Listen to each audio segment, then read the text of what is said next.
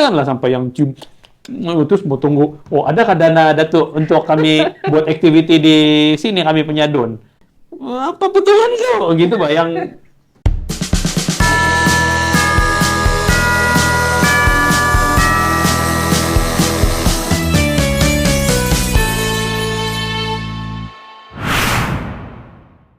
Assalamualaikum, hari yang baik. Hari ini kita episod pertama untuk Pisang Goreng Podcast bersama saya Syahrizal Densi dan saya Faizra. Dan hari ini kita akan discuss lah pasal isu-isu semasa yang ada di Sabah. Tapi sebelum kita go forward kepada topik-topik yang berat pasal isu Sabah ni, especially politik, kita sembang-sembang dulu pasal sekarang bulan 5, bulan yang special lah untuk orang-orang Sabah. So, macam mana kalau kau Faizra, apa yang kau rasa lah pasal keamatan ni? Apa yang kau boleh share pasal keamatan? So keamatan ni kalau memang kita tahu dia memang perayaan yang besar di Sabah kan. Cuma walaupun saya dusun, tapi saya sebenarnya kan tidak berapa celebrate sangat, especially kalau orang bulan 5 ni memang dia akan pergi ke DCA semua tu kan. Saya selalunya akan avoid tempat yang crowded. Yeah. Jadi orang every year akan pergi ke DCA ni apa semua tu kan. Saya tidak. Saya sebenarnya tidak pernah sampai ke DCA pun sampai dah hari ni. Tapi ada isu yang paling besar yang baru-baru ni berlaku, orang bilang gaduh-gaduh di sosial media lah. Pasal bermula daripada satu orang unduk ngadau yang menang di Johor kalau tak silap saya. Tahun lepas. Ya. Tahun lepas. Lepas tu dia post dia punya video di social media pasal yang dia di Thailand. Tapi bagi saya tahulah ini opinion saya peribadi. Video tu video personal lah, biasa aja bagi saya lah, biasalah pergi Thailand happy-happy. Tapi saya rasa reaction di social media pasal benda tu panas lah, orang bilang. Banyak yang cakap, oh kasih lucut lah dia punya unduk. Akhirnya memang dia kena kasih lucut lah dia punya unduk ngadau. Tapi saya rasa sedih lah on my behalf, sebab saya rasa dia adalah satu talent, si Duyung kan nama dia tu. Saya pun tidak kenal dia, tapi saya rasa dia adalah satu talent untuk negeri ni yang sepatutnya tidak boleh dihukum terlalu keras lah. Mungkin boleh dibagi amaran, boleh dibagi nasihat, tapi sampai dia dilucutkan, saya rasa terlalu berat lah untuk satu talent. Sebab dia ni, kalau saya tak silap, saya ikut dia punya TikTok, dia boleh macam sampai 1 juta dia punya follower bah. Bukan pasal follower, tapi banyak message-message yang video-video dia sebelum ni pasal Sabah yang bagus-bagus. Tapi just because satu insiden, kita terus kasih lenyap dia punya unduk ngadau punya title. So itu saya rasa on my side lah, tapi mungkin orang lain boleh bahas lah pasal benda-benda tu. Ya, tapi sebab kau kena tengok yang unduk ngadau ni, every year kita akan buatkan setiap kali keamatan kita memang akan ada unduk ngadau. So dia bukan sekadar orang bilang pertandingan Ratu Cantik. In fact, untuk mana-mana pertandingan Ratu Cantik pun, kau tidak just menang and then just become pretty. Dia ada tanggungjawab yang dibawa sekali dengan tu title. So kalau kau masih lagi unduk ngadau pada tahun itu, dia ada certain tanggungjawab untuk kau buat, untuk menyebarkan kebaikan. Dia ada tanggungjawab budaya, especially kalau undung ngadau, mungkin tugas kau adalah untuk memperkenalkan lagi budaya Kadazan dusun tu sendiri kan, especially kalau dia di Johor, itu dia punya, saya rasa tanggungjawab lah. So sementara dia dia kena, kau kena title tu comes with responsibility, saya rasa. So jadi mungkin dia sepatutnya lebih berpada-pada kali untuk dengan apa yang dia share di social media yang mungkin boleh menunjukkan benda-benda yang kurang baik, especially kalau dia punya followers tu ramai yang muda-muda. Tapi semua. ada orang cakap, Allah dia bilang di KDCA pun banyak orang tidak akhlak, dia bilang, sebab ada banyak intelektual Sabah yang cakap, wah dia bilang ini unduk ngadau adalah sakral lah, suci lah, bla bla bla lah, perayaan tradisi lah. Tapi kalau itu perayaan tradisi, kenapa di KDCA kurang diangkat tradisi-tradisi? Sebab every time kalau macam saya pergi KDCA kan, apa yang saya nampak party, enjoy. So why don't we fix what happened in KDCA first before kita menghukum satu orang dengan begitu keras? Itu saya punya pandangan lah. Sebab saya nampak kalau every time pergi sana, tiada tradisi. Adalah rumah ini, rumah itu, tapi semua sama, semua serve alcoholic beverage. Lepas tu orang happy-happy, meaning tiada masalah untuk happy-happy. Saya rasa biasa aja, syok pun happy-happy kan.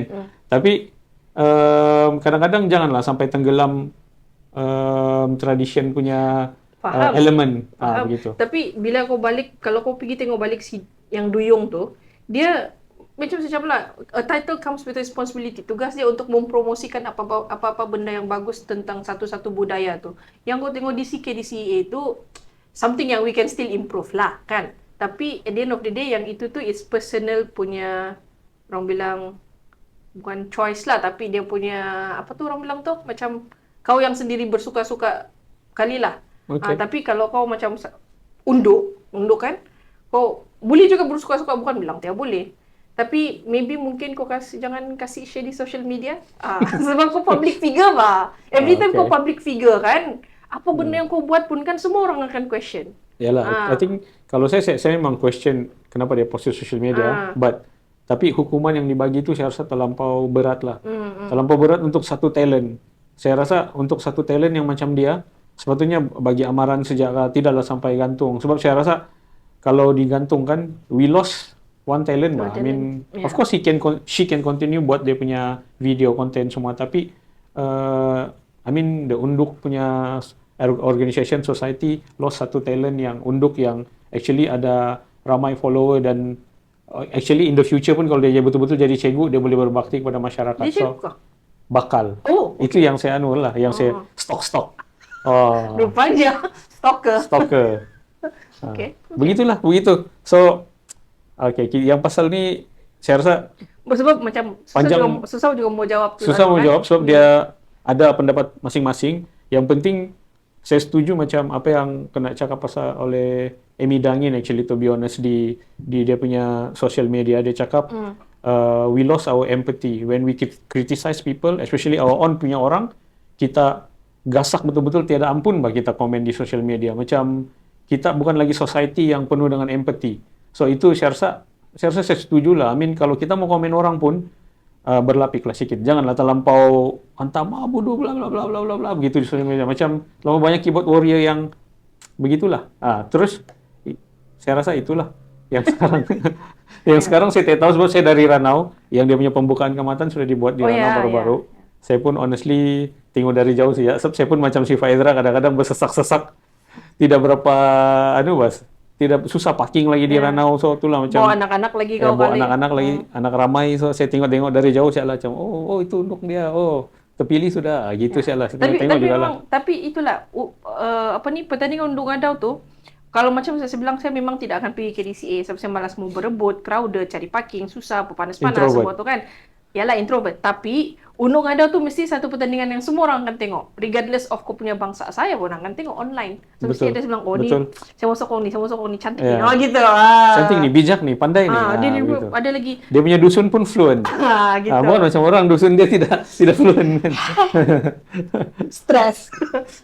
Begitulah. Jadi itulah betul yang saya rasa bila satu unduk tu dia mungkin ada buat kesilapan sendiri, yang mungkin dia pun tidak sempat berfikir time tu sebab tengah bercuti kan.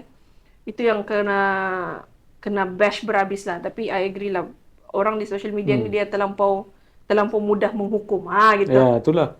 Tanpa mengetahui, kalau kau tengok betul-betul, itulah saya bilang macam saya cakap tadi, konten dia banyak actually yang positive message yang dia bagi untuk, especially dia promote kita punya negeri lah. I mean, bukan negeri lah, Sarawak sudah jadi region. Kita punya wilayah apa? Wilayah. Misalnya kita punya wilayah Sabah.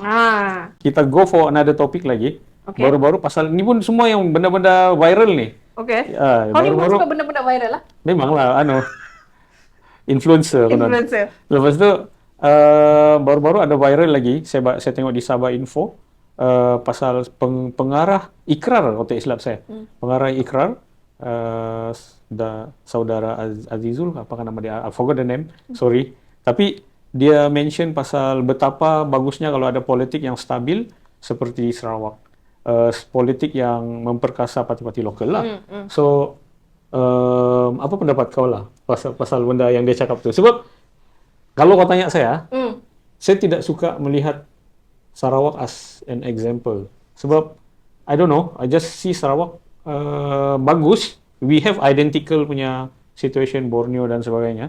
Tapi still, Sarawak, bagi saya, kita Sabah kena see beyond Sarawak, kena tengok tempat-tempat lain yang lebih lah begitu. Seperti? Mungkin macam mana structure di Scotland kah, Wales kah begitu yang kalau kau bintang kan kau jatuh at least di bulan bah begitu. Tapi kalau kau mau letak Sarawak, mungkin Sarawak boleh identical, so orang suka reference Sarawak lah. Tapi saya rasa ada betulnya apa yang pengarah tu cakap lah. So itu apa komen kau pasal benda tu? Kalau saya actually agree lah juga, sebab tapi saya akan compare dengan Sarawak kalau saya.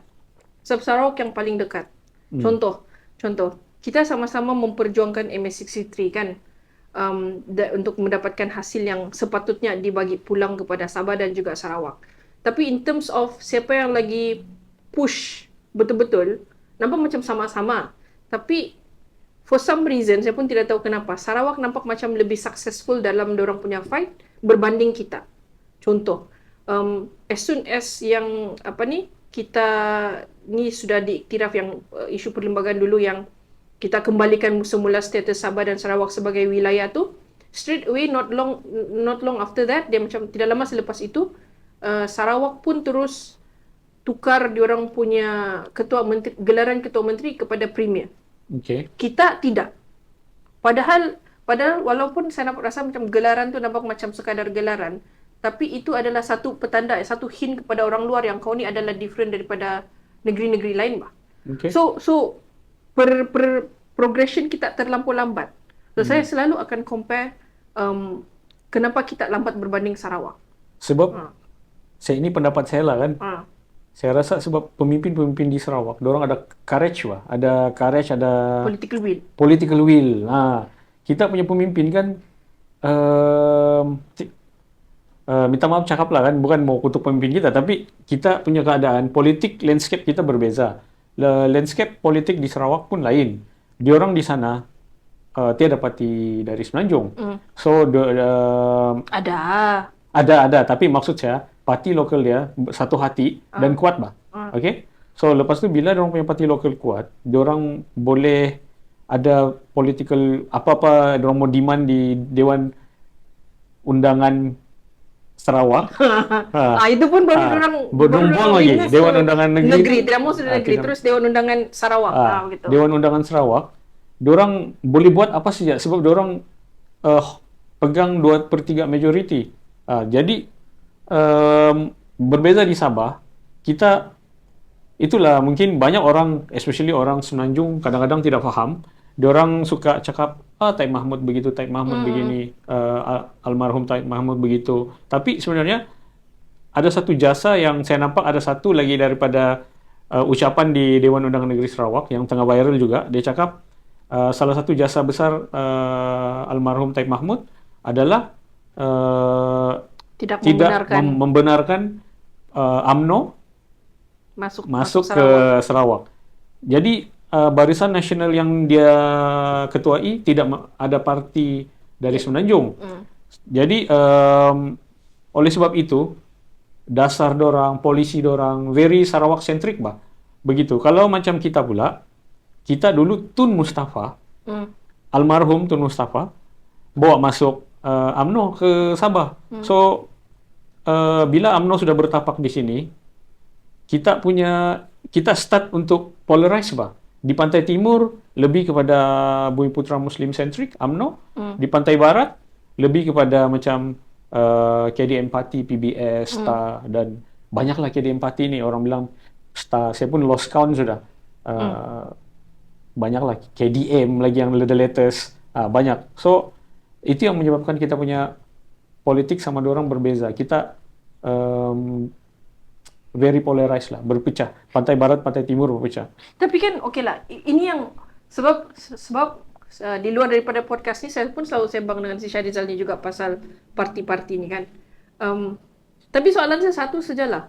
Walaupun ada parti bukan tempatan di Sabah ni, tapi dia punya pemimpin tetap juga orang Sabah, Cal. Betul. Jadi apa di sana, selain daripada parti tu asal dia, origin dia bukan daripada Sabah, pemimpin dia tetap orang Sabah. So, apa maksud kau bila kau cakap di Sarawak tu, diorang punya dasar tu semua Sarawak-centric? Takkanlah di sini hanya disebabkan parti yang kau parti kau macam mana? Kau adalah daripada orang parti itu kan. Dia tidak fokus dengan Sabah dulu. Yalah, saya paham maksud kau. Maksud kau biarpun UMNO yang memerintah, dia masih orang Sabah juga. Dia masih orang Sabah. Tapi sepatutnya apa-apa polisi yang dia membuat sebagai kerajaan di Sabah, dia kena memikirkan rakyat Sabah. Sabah dululah. So saya tidak nampak kenapa it's a too big of a question yang kau bilang parti Semenanjung bla bla bla. Ya, betul. Good argument. Good argument. Sebenarnya dia bukan pasal parti tau. Kan? Dia pasal orang. Orang tu betul-betul ada apa tuh? Ada orang bilang political will mau memajukan bangsa atau tidak. Ya. It's always sebab regardless of apa kad parti yang kau bawa, sebagai kau yang sebenarnya kalau di Sabah kau apa duluan? Sabah dulu kan? Jadi kau mesti fikir, saya mau kasih maju orang Sabah dulu. So tidak pedulilah kau bawa kad parti dari parti manapun. Mesti kau punya polisi tu mesti sentiasa Sabah first, Sabahan first. Betul juga. Tapi orang mainkan itu Pak Izra bila di ground pergi berkempen, orang cakap pisau peruan takau, dia bilang orang kita, dia bilang turun takau, dia bilang. Lepas tu dia cakap lagi, bilang kami parti KDM lokal begitu. Tapi ada berapa banyak parti lokal dan tiap pernah bersatu. Lepas tu itu belum kita sebut blok besar yang macam Warisan sini, PBS sini, Star sini. Sekarang ada PGRS lagi. Ada berapa banyak parti lokal. So kita macam seolah-olah dipecah perintah lah. Macam berpisah-pisah berdasarkan puak. Lepas tu kena conquer dalam satu payung sekarang. So saya tidak tahu sejauh mana macam whether apa yang ada sekarang macam dua blok besar Warisan dengan dengan GRS, whether dorong ni boleh cari jalan kah untuk macam mana cara dia? Kalau betul-betul dorong mau main the same sentiment, kenapa dorong berada di dua blok yang berbeza? Itu yang saya punya kadang-kadang saya berpikir lah. Tapi saya suka macam apa yang kau cakap. It's always about pemimpin yang membuatkan tu satu negeri maju atau tidak. Kita tidak ada figura seperti Tan Sri Adnan Satim. Sarawak. So, Tan Sri Adnan Satim, dia ada satu vision yang dia mau bentuk Sarawak macam mana dia punya acuan, Sarawak punya acuan. Tidak ada campur tangan daripada orang luar. Saya ambil contoh kan, dia selalu cakap, dia bilang, apa yang berlaku dekat Semenanjung tu hal dorang lah bila dia kena tanya pasal Najib. Yang saya pentingkan adalah isu-isu di Sarawak. So, kita perlu ada satu figura yang macam Adnan Satim lah. Tan Sri Adnan Satim, almarhum juga sudah. So, saya rasa kan kalau Sabah suatu masa nanti, tidak kira dari parti manapun, kalau dia put Adnan Satim as a role model yang dia akan contohi, mungkin Sabah pun akan progres dalam usaha untuk dapat MA63 atau apa-apa lagi. Tapi selagi itu, mungkin kita kena tunggulah sampai kebangkitan Adnan Satim. Sebab tu mana tahu Syifa Ezra boleh jadi. Sebab tu saya question tadi, saya cakap kenapa as simple as perubahan yang pada gelaran saja. Sebab gelaran memainkan peranan yang paling penting kan. Sebab di Malaysia ada beberapa negeri yang guna perkataan ketua menteri. Menteri besar. Ketua menteri. Kalau ketua menteri Sabah, Sarawak dulu. Pulau Pinang dengan Melaka. So, penggunaan ketua menteri tu kalau tidak silap saya dia menunjukkan yang negeri itu tidak ada sultan. Dia ada TYT governor lah. Sebab tu dia pakai ketua menteri. Jadi bila awal-awal dulu 2022 yang bila status Sabah dan Sarawak sudah dipulihkan, Sarawak terus tukar nama ketua menteri dia sebagai premier. Kita tidak mau tukar. And then sekarang ni Dun Sarawak baru buka, penggal yang baru sudah buka, dia orang bilang kita mau buang lagi perkataan Tun Negeri. Pasal kita ni sekarang sudah wilayah. Tun Negeri tidak relevan sudah. So soalan saya, untuk small changes ini pun takkan itu pun memerlukan kau punya political will. It's just cuba sajalah. Tukar saja. Dan itulah saya bila bilang kau tukar, then kau punya ranking pun sudah berubah, Itulah saya bilang daripada mula-mula tu. Kita perlu ada satu pemimpin yang berani, courage. Sebab kita tiada pemimpin tu. Kita apa yang ada di Sabah sekarang, walaupun dorong cakap dorong parti lokal, tapi dorong ni adalah serpihan-serpihan daripada UMNO. So bila dorang ada serpihan-serpihan UMNO, dorang ada tu yang macam takut-takut, mau rujuk lah sana. Walaupun sekarang dorang adalah contoh parti tempatan, tapi itulah macam kau cakap, a small change pun tidak berani. Macam mungkin pemimpin kita tidak telur lah orang bilang kan.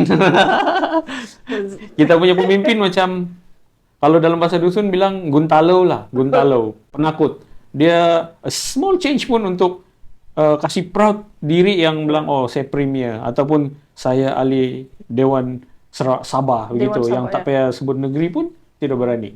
So what's the point kau canang sana sini, kau mau champion isu-isu lokal dan parti lokal, tapi a small change untuk ubah nama pun kau tidak berani. Sedangkan kau ada majority bah.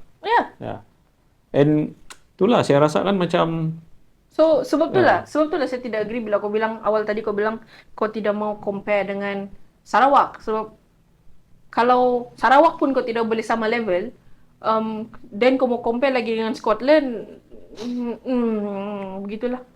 Okay. Saya rasa untuk Sabah lah, kena berada on par with Sarawak dulu, and then baru kau reach bulan dan bintang mangkali. Betul juga. And macam ada saya nampak dalam ucapan tu pengarah ikrar tu, dia cakap Sarawak boleh hapuskan PTPTN. Actually saya pembetulan bukan hapuskan PTPTN, tapi bayar balik. Bayar entah berapa persen lah, 90 dia spend 92 juta something lah. So diorang ada tu capacity tau. Sebab diorang menang, diorang punya di court, diorang punya sales tax, diorang saya rasa cemburu lah tengok Sarawak sekarang. Itulah saya cakap. Susah untuk kau tidak compare diri kau dengan Sarawak sebenarnya. Tapi poin si Pak Ezra memang betul. It's not about the party. Tapi it's about the leader. There's no point kau cakap kau parti lokal, tapi kau sendiri pun bila kita tanya kebanyakan kita punya pemimpin pun, bukan dorong go through MA63 punya dokumen pun. Lepas tu, sudahlah dorong tidak go through. Dorong lagi tidak faham, dorong tidak courage lagi. So, kita orang bilang actually Sabahan ni, saya sebagai anak muda lah, walaupun tidak sebagai muda, longing for figura yang seperti Adnan Satim, yang bangga dengan dia punya wilayah, yang bangga dengan dia punya budaya, yang orang bilang mau fight untuk dia punya rights, mau fight untuk dia punya orang, rakyat. Lepas tu kasih sama rata. Macam Adnan Satim sampai sekarang saya ingat apa dia cakap. Saya memang peminat Adnan Satim lah. Saya ingat ada dia cakap lagi, almarhum Tan Sri Adnan Satim cakap, dia bilang I will not call my fellow Dayak, fellow Chinese Sarawakian or fellow Iban Sarawakian as line-line. I will remove the line-line from the borang-borang di kerajaan negeri untuk isi. Maksudnya kan semua sama. Kau Melanau kah? Kau Melayu kah? Kau Bidayu kah? Semua kau ada anak-anak Sarawak. So saya rasakan from that very strong statement daripada almarhum Tan Sri Adnan Satim pun sudah kasih nampak macam mana visi Sarawak yang dia perlukan, bah. Dan sekarang bila dia sudah tiada pun diteruskan lagi oleh Abang Jo kan. So saya rasa kita perlu ada pencetus macam tu, pemimpin yang macam tu, yang strong, yang pintar, begitu, yang cerdas, boleh melawan, pandai bercakap, yang inspire, begitu. Kita tiada tahu, kita ada yang apa betulan kau, gitu bah, yang kita tiada figura gitu. Kita sedih lah. Kita ada yang beliau-beliau, kebanyakan beliau-beliau sudah kan. Tak kisah bahawa beliau-beliau kalau kau ada will untuk lawan. Okay, Chal. Kau bilang kau longing for a figura yang macam Adnan Satim tu kan? Okay, so sekarang saya mau tanya kau. Kau kan dulu pernah bertanding jadi calon. So, kau tidak terasa macam untuk menjadikan ini sebagai kau punya satu, apa tu orang bilang, bukan career lah, tapi mungkin kau patut teruskan kau punya perjuangan untuk menjadi seorang pemimpin yang kau idam-idamkan? Memanglah mau kasih terus, tapi dia punya liku-liku tu bah. Apa liku-liku dia? Orang bilang kan politik di Sabah ni, tadi kita bercakap pasal idealis lah. Idealistik. Okay, kita bercakap pasal idealistik. Siapa pemimpin contoh yang kita mau. Tapi bila kita go to the ground, ada banyak isu-isu realistik yang perlu kita hadapi. Especially bila sebuah wilayah tu sudah sekian lama dibiasakan dengan politik wang lah. Politik wang, politik identiti, politik keluarga, begitu. Sampai satu tahap sebelum saya bertanding di Kota Marudu, ada satu kawan cakap sama saya, dua orang kerabat-kerabat orang besar lah. So, dia orang cakap sama saya, Jal, dia bilang, kau mau pergi bertanding? Are you sure? Dia bilang. Saya bilang, iya. I'm willing to fight the good fight. Okay? Saya very idealistic. Lepas tu dia cakap saya 3 benda. Kau ada kan ni 3 benda? Dia cakap. Terus saya cakap, apa tu 3 benda? Saya bilang. Yang pertama, dia bilang, a father that groom you to become a politician. Okay. So kita boleh nampak mendiang Joseph Kurup, groom dia punya anak YB Atta Kurup, then become minister kan. Dan ada banyak lagi contoh. Lepas tu itu yang pertama dia bilang, you don't have that, dia bilang. Your father orang petani biasa saja, dia cakap. So yang kedua dia cakap, do you have followers, big followers? Not social media followers. Dia bilang, I know you have 6,000 in TikTok, 16,000 in TikTok, 18,000 in Twitter or Facebook or whatever. Dia bilang, but this one, dia bilang, bukan itu. Dia bilang, followers yang willing to ikut kau, dia bilang. Yang ikut kau ke sana, fight untuk kau, dia bilang. Followers yang real, dia bilang. Do you have that? Saya bilang, I don't have. I have my friends, my family. Tapi dia bilang, that's not enough. Okay. Lepas tu yang ketiga, dia bilang, money, duit. Okay. Terus, do you have a money to spend yang memang kau mau burn? Dia bilang, 3 million, 4 million to burn. Dia bilang, I don't have that. I only have courage. So, dia bilang, bro, dia bilang, not gonna happen, dia bilang. But still, I went to contest in Kota Marudu. Still, with all that advisement dia bagi, I still pergi. Sebab saya fikir, will kuatkan, idealistic kuat. But at the end, I realize now that you need to be idealist, realist. You cannot, macam kau tak boleh sekadar idealistik di Sabah ni. Kau kena be realistic juga. Mungkin di Semenanjung boleh lah. Kau pungpang, kasih nampak idealistic view, go to riot. Tapi di Sabah ni lain. Di Sabah ni, orang fikir pasal tempat tinggal, orang fikir pasal makan. So, at the end, kau kena spend untuk diorang pun makan tak cukup, diorang mau tambang di hospital. So during the election lah, sebab sudah dibiasakan, diorang akan cakap lah, saya akan undi, siapa yang bagi saya duit tambang, siapa yang apa. So you need a lot of cost lah bila kamu kontes di Sabah. So bagi saya, itulah 3 benda yang dia cakap sampai saya sekarang terkesan di hati saya. Tapi still saya langgar juga, saya fikir juga idealistic view. Tidak malu lah, ada 3,000 juga undi, 3,000 lebih. 3,000 lebih. Ya, tidak malu. Tapi orang bilang, dari situ saya belajar lah semua benda yang actually apa yang kawan saya cakap tu betul, dan sekarang saya sedar yang kau kena idealistic dan realistic at the same time. You need to be idealist, realist. Where do you put your courage kalau begitu? Yalah. Sebab baru cakap tadi, di Sabah tidak ada, di Sabah tidak ada pemimpin yang ada courage.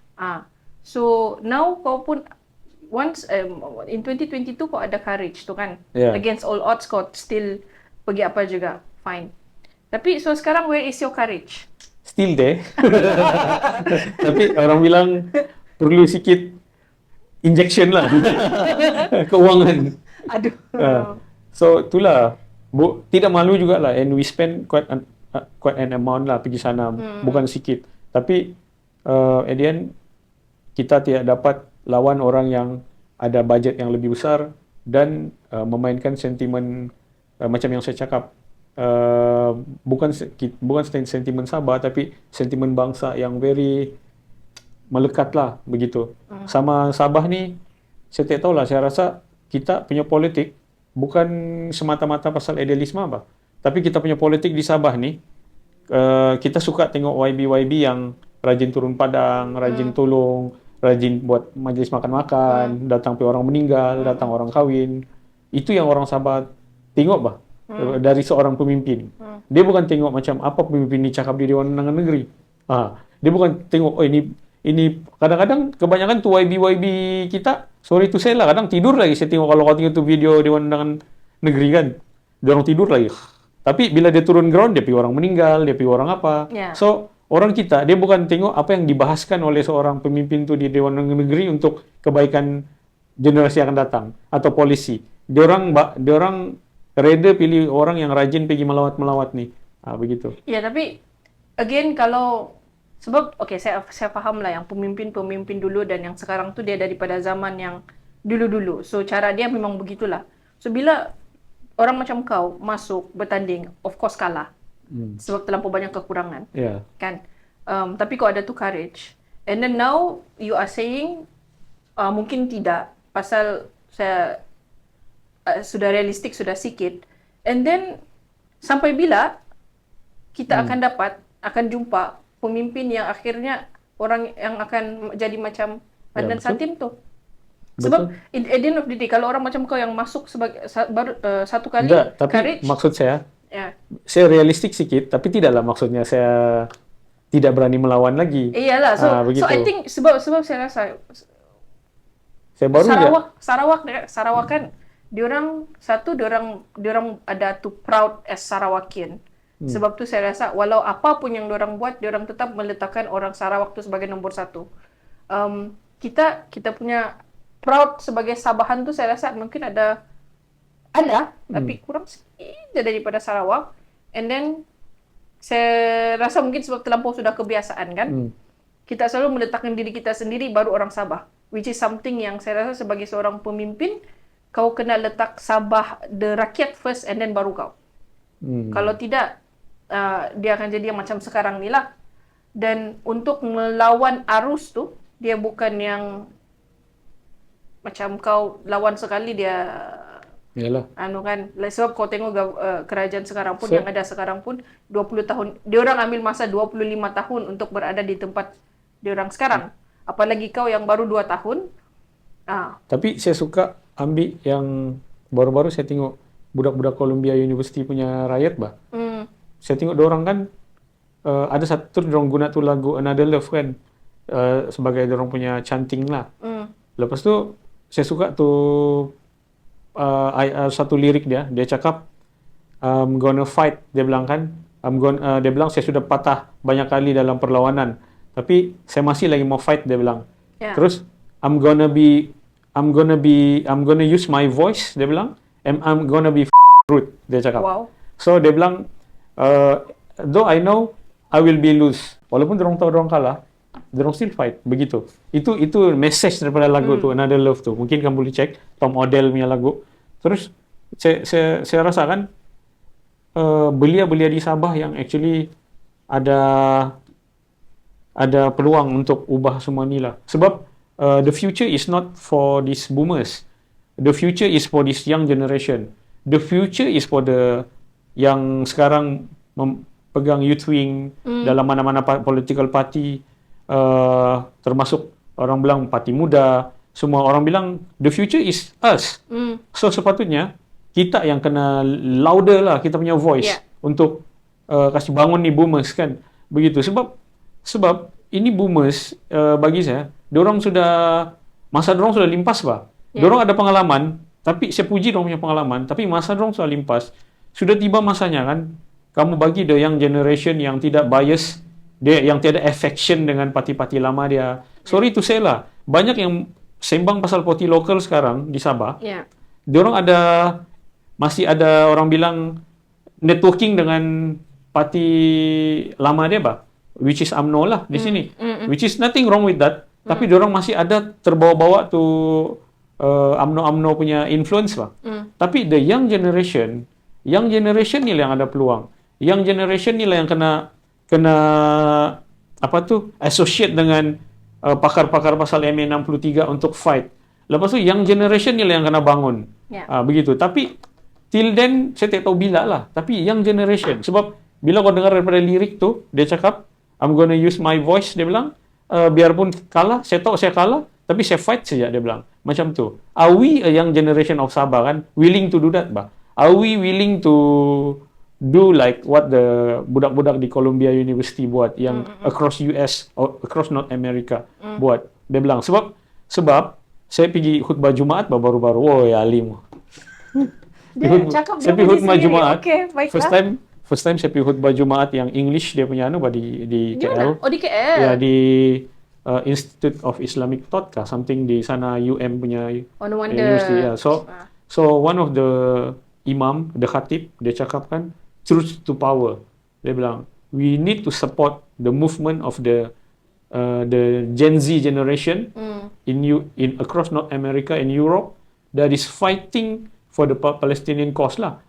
Dia bilang, we need to, dia bilang Rasulullah cakap kita kena berkata benar walaupun pahit.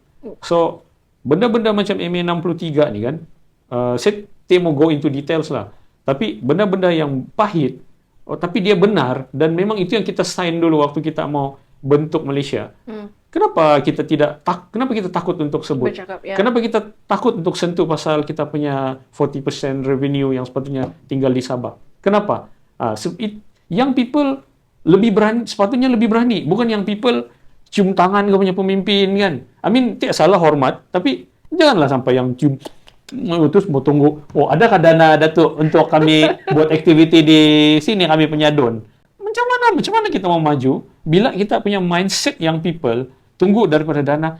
Kalau ada sudah dana daripada Datuk ni, adalah belanja. Begitu. Tapi bukan dorang fund dorang punya movement di bawah pun, tapi dorang belanja untuk sendiri makan. So, young people pun sudah korup lah. Belum belajar daripada the boomers. So, bila young people pun korup, macam mana young people macam mana ada perlawanan di negeri ni, di wilayah ni? Macam mana ada perlawanan? So, hari ni saya spark the perlawanan lah. I challenge the young people lah. I mean, young people need to step up. Betul atau tidak? Betul.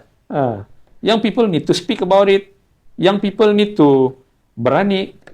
Kita ada young people dari satu political leader lah, kan? Yang dulu saman kerajaan Malaysia sepasal 40% revenue. Oh, okay.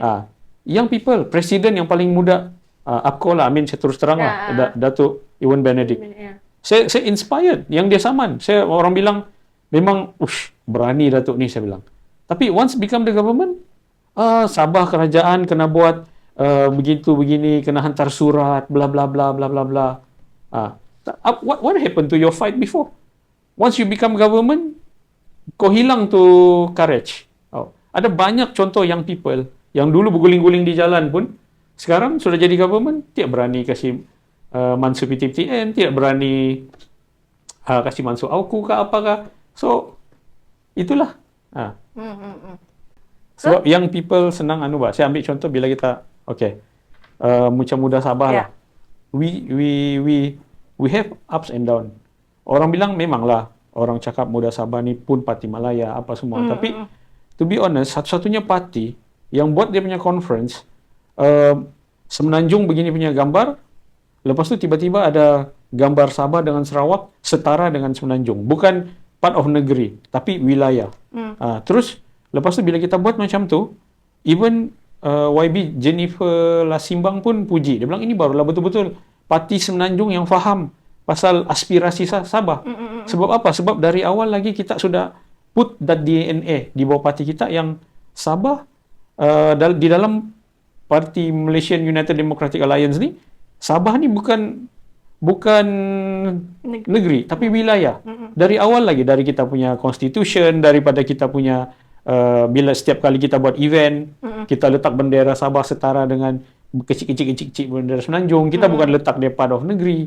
So, itu yang kita cuba kasih faham. Sebab this fight for Sabah and Sarawak to have equal rights is not only the fight for Sabah and Sarawak, tapi the fight for whole Malaysia. Because there will be no greater Malaysia if Sabah and Sarawak is not being empowered. Betul.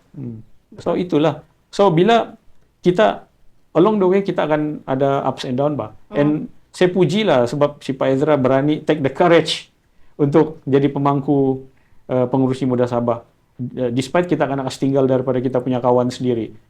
Begitu. So bagi saya, kalau mau pergi mana-mana parti pun pergi sialah. I mean, this is democratic country. Kalau saudara Amos TN mau pergi ke DAP, then up to you. You just can go. I mean, this is democratic country. Tapi of course kami bitter lah.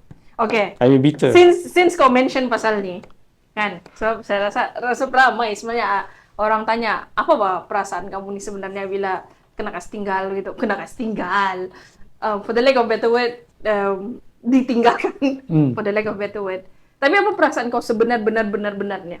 Sebagai antara orang yang terawal di Muda Sabah, berjuang bersama-sama, and then lepas tu, just because dia mungkin sudah ada different aspiration, sudah kasih tinggal begitu saja.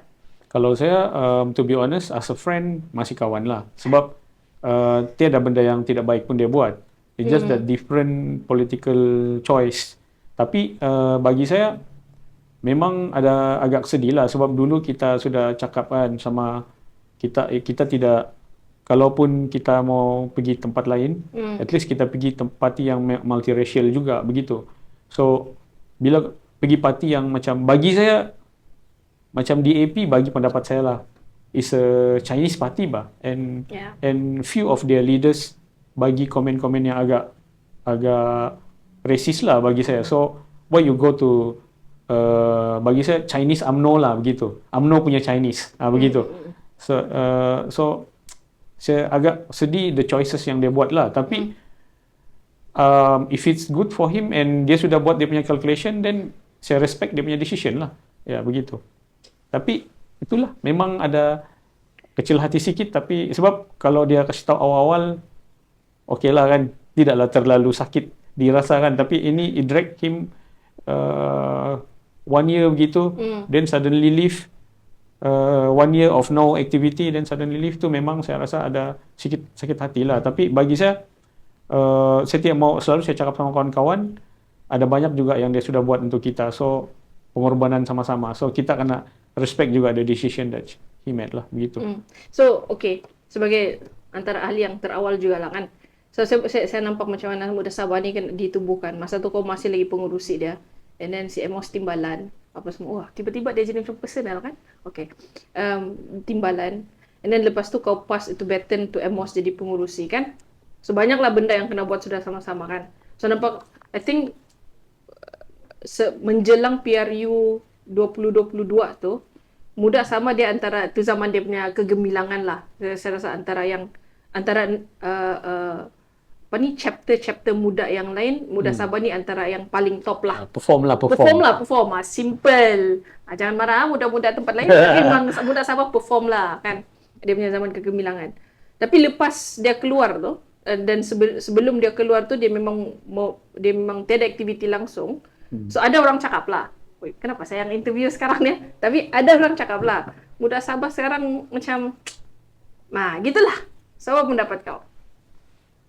Kalau saya, Muda Sabah hibernate lah, try to kasih apa tu, rejuvenasi balik. Saya tidak tahu macam mana mau sebut tu perkataan. Rejuvenasi.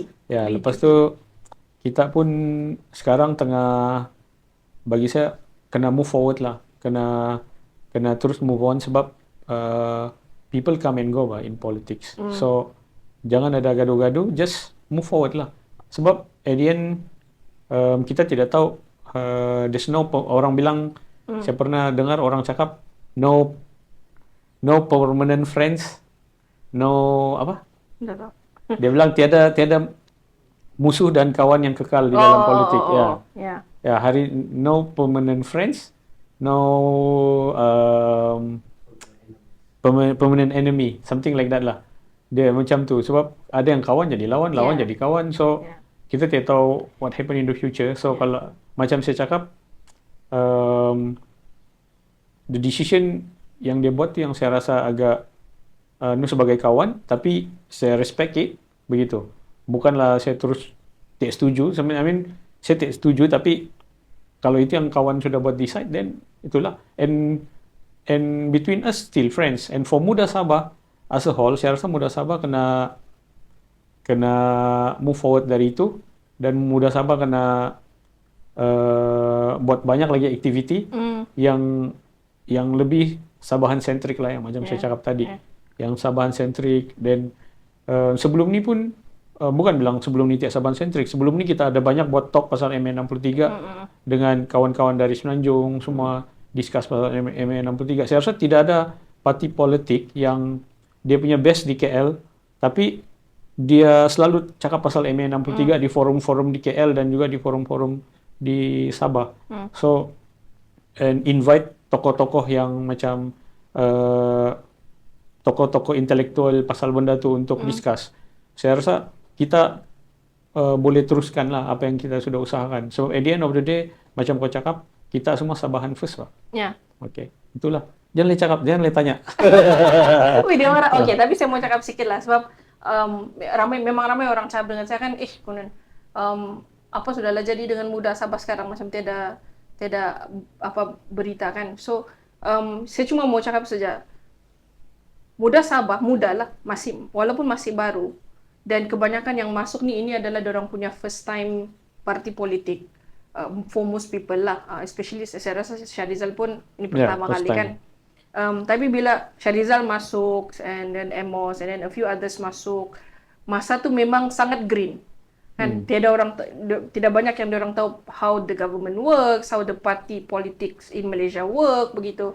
And then kita sama-sama belajar. So adalah yang ada experience sikit tu, kita sama-sama belajar how to survive, and then how do we actually bawa muda Sabah ni kepada apa yang ada sekarang. So, apa yang saya boleh cakap kalau di Muda Sabah ni, yang kita proud sebenarnya adalah orang-orang yang ahli-ahli kita dulu, yang kita train from nothing, bersama-sama, adalah orang-orang yang sama, yang sekarang ni menjadi tarikan parti-parti politik yang lain. So, so bermaksud... So, adalah impact. Adalah impact. Kita sebenarnya muda ni... We train the young people. Betul. We train the young people. We train the new talent. Dan juga, hopefully, bakal pemimpin di masa depan lah. So, itu sebenarnya yang ramai orang mungkin tidak melihat sangat. Dia orang cakap, kamu ni apa, muda, tidak tahu apa-apa ni. Tapi orang-orang inilah yang satu hari nanti, sebab dia orang datang ada idealis ni kan, dan dia orang tidak tertakluk dengan pemimpin-pemimpin lama. So di dalam muda, kau bebas untuk mencorakkan apa yang kau rasa betul for you and for the young generation. Dan juga apa yang dalam kau punya idea, you are given the chance untuk prove kau punya diri sendiri bah. As opposed to kalau di tempat parti lain kau terlampau banyak hierarki. Di muda, if you can prove your worth, macam begitu, we don't care kau baru masuk hari ni kah, apakah umur kau berapakah, kau 18 tahun kah, baru 18 tahun saja pun kau boleh naik terus. Itu yang muda, we do it very well. Tapi yang kita sedih, kita yang groom, orang lain yang harvest lah kan. Itu sajalah. So muda pandai groom, tapi mungkin we are still learning how to retain. Itu sajalah, sebab we are still very young kan. Untuk retain people tu dia mungkin kita kena belajar lagi lah macam mana. Tapi to say that tapi saya gembira juga lah tengok orang-orang yang kita train ni, yang kita groom from nothing, tidak tahu apa-apa dan semua, dia boleh jadi orang yang sekarang ni somebody yang orang semua mau berebut bagi borang untuk dia isi. Begitu. So, we actually got the impact, especially empowering the young leaders lah. In fact, conventional party yang ada pun sekarang, yang lama pun start empowering dorong punya youth leaders sudah bila dia nampak kita wujud lah. So, they feel threatened. Kalau tidak, kalau bukan disebabkan muda, kamu percayalah, yang semua calon-calon yang dikemukakan untuk semasa election masih lagi orang-orang yang lama. Alasan dia kenapa? Saya yang duluan di sini. Saya ketua bahagian bah, saya anu bah. Tidak. We set a trend lah. We set a trend. Itu bagus dia lah. Itu saja. So itu yang for me, if you want to be in a platform where kau ada peluang untuk bersuara dan tidak terlampau banyak kekangan in terms of apa yang kau mau bawa, mungkin kita ada banyak kekangan lain, tapi muda is a good platform untuk kau bersuara. Okay. Bagus. Good point. Tapi itulah. So kita sudah discuss pasal keamatan tadi. Sikit pasal keamatan, sentuh sikit lah pasal keamatan di bulan keamatan. Kita punya producer pun si Benny, dia bilang lepas ni malam mau Aram IT, dia bilang. Lepas tu awal bos. Lepas tu kita sudah discuss pasal sentimen lokal yang semakin kuat. Lepas tu kita sebut pasal Muda Sabah. So apa lagi kau rasa yang kau mau sentuh lah moving forward? Kau mau lihat apa yang kau mau lihat daripada pemimpin Sabah ni lah? Apa yang kau Pemimpin Sabah? Ya, pemimpin Sabah. Orang muda? Orang muda Sabah lah. Pemimpin Sabah, I think saya agree dengan kau tadi. I think kita kena lebih berani. Sebab diorang yang whether we like it or not, since diorang yang sekarang berada di tampuk pemerintahan, diorang yang ada kuasa untuk buat sesuatu, take this as your second chance. Sebab diorang ni sudah orang lama kan, untuk bawa Sabah ni ke tangga yang lebih tinggi. Sebab sudah terlampau lama kita ni begitu saja. Dan kalau kau mau harap, bukan kita tidak bekerja, kita pun bekerja ke arah itu, tapi memandangkan kau yang sekarang berada di atas, lebih mudah untuk kau menggerakkan segala kau punya resources untuk dapat apa yang Sabah sepatutnya dapat sekian lama dululah. Tapi untuk orang muda, kepada yang cakap, oh saya tidak minat lah politik ni, saya malas, jangan malas, sebab orang macam saya dengan si Chal ni adalah generasi yang di hujung-hujung sudah ni yang sebab in the next 10-15 years kami Gen Y lah, kita tidak lagi relevan. So apa yang kami buat sekarang ni pun sebenarnya bukanlah untuk tengok hasil dia. Ini adalah untuk anak-anak si Chal dan untuk kita punya yang sekarang ni masih di sekolah merendah dan menengah. Apa yang kami tanam sekarang ni, dia bukan untuk kami harvest dan rasa. Dia actually untuk anak-anak muda yang di masa akan datang. So, sebab tu kau tidak boleh cakap sekarang ni kalau you are in your 20s, kau tidak boleh cakap saya tidak berminat, sebab apa yang kau buat hari ni itulah yang akan menentukan apa yang anak-anak kita akan dapat in the next 20 years. So, you have to be involved. So, mana-mana platform yang kau pilih pun, itu terbuka. Tapi, untuk accelerate, if let's say you are very idealist, if you have many ideas, to accelerate untuk memudahkan lagi suara kau tu didengar, Muda is a very good platform sebab kita tidak ada itu hierarchy. Okay, good. Oh, very idealistic.